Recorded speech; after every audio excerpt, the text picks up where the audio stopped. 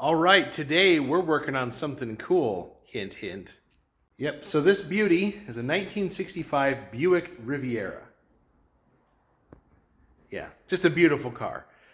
This one was sidelined quite a while ago because the front end was plus or minus a lane in steering and the brakes were getting kind of scary. So I've got 4 wheel cylinders. I got a master cylinder. It's the original style single pot, but it's got the finned aluminum Buick drums in the front. We'll show you those when we get that far. Those are kind of cool. And I've got all the tie rods and bushings. Let's see here. Tie rods, bushings, and ball joints to get the front end rebuilt. I don't have any of the upper control arm bushings. Those aren't reproduced, so I'll have to get creative when we get that far, and I may have to spin some new ones up out of some various materials I have floating around, make some upper control arm bushings for this. But anyways, let's take a look at the car real quick. We'll get it up on jacks, get the front. We'll just start disassembling it and doing it one component at a time, and we'll have some fun with this.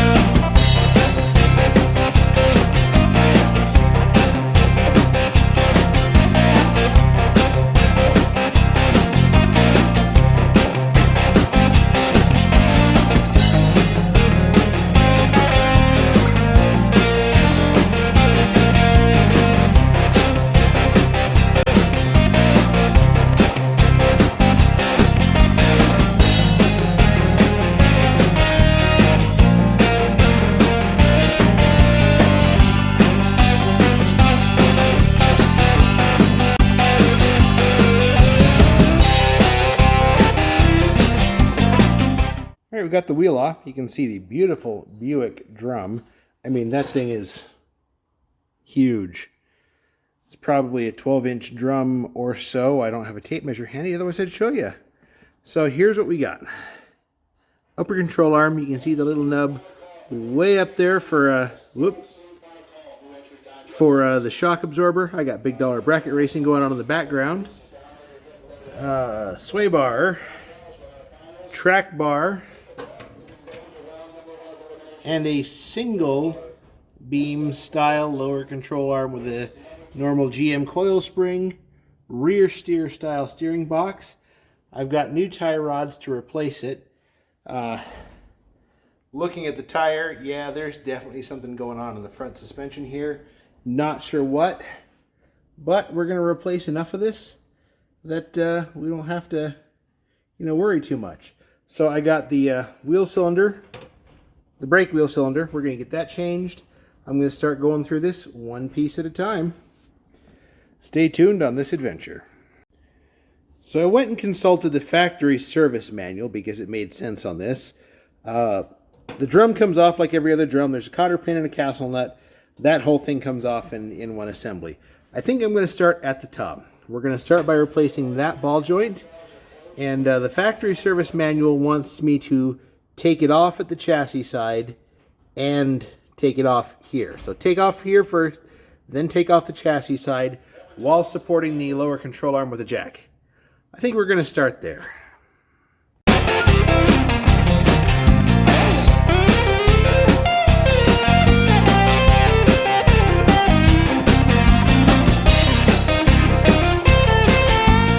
And of course, I stopped the camera to grab a drink and come back, smack the upper control arm with a hammer, and all the fun stuff happens, and I didn't even get it on video. Oh well. So next up, we're going to loosen up the bolts for the upper control arm. And then we're going to take the whole thing over to a vise and get that ball joint out. So let's move up to the top side, show off this beautiful Buick nail head. Okay, it's a little dusty, but nail heads are a pretty engine. Anyways, we got one bolt right there, and the other one is hiding under here right about, oh, where the heck is it? There. So, let's have some fun.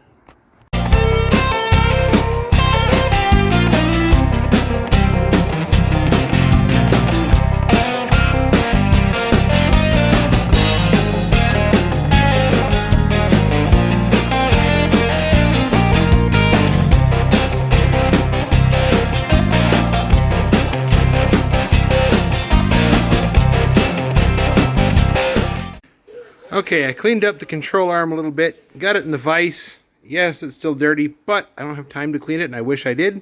But here we go. So I got the ball joint press. I got everything set up to push from this direction, push the ball joint back through. I got the fresh one right here. All of its other hardware sitting here. These came from a place called Anderson Restorations. I'll drop a link to the website in the comments where you can find all these interesting tidbits. Rivieras, especially the early 60s, 63 through 65, are very hard to get parts for. So they had the parts I needed. I'm happy. We're going to push this guy out.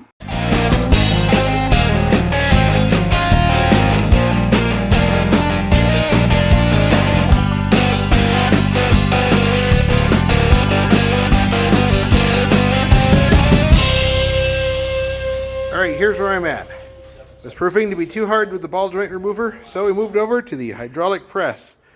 I don't have enough hands to show you this process, but I've got one of the ball joint remover pieces, there you go, under the ball joint, and we're going to start working on this guy. Alright, we got it out, and boy did it make a noise. Turns out, at some point, they were replaced, and the ball joint was spot welded in. So I'm going to grab the grinder, knock those welds flat, and get ready to press the new one in. That thing did not want to let go, and I can see why. So we got it out, clean it up, let's move on. Alright, we're back in the hydraulic press. I figured out how to get the camera set up and have both hands available. So that surface is cleaned up. Everything looks clean. We're going to gently press this guy back in. It's properly supported. The ball joint goes through the bottom of the little plates, so I'm not going to bottom anything out and wreck a brand new ball joint. We're cranking. It looks like it's moving. Yeah, it's moving. Ooh, there we go. Big move. Clang. Squared itself up in the bore. We're going to give it a couple of presses just because I don't want it going free. I'm going to grab the needle nose Leatherman. Let the pressure up on the system. And yeah, we're going to get the grease fitting back in. I'm going to throw some grease in it while I got it on the bench and make sure that it's happy. And then we're going to go back in the car.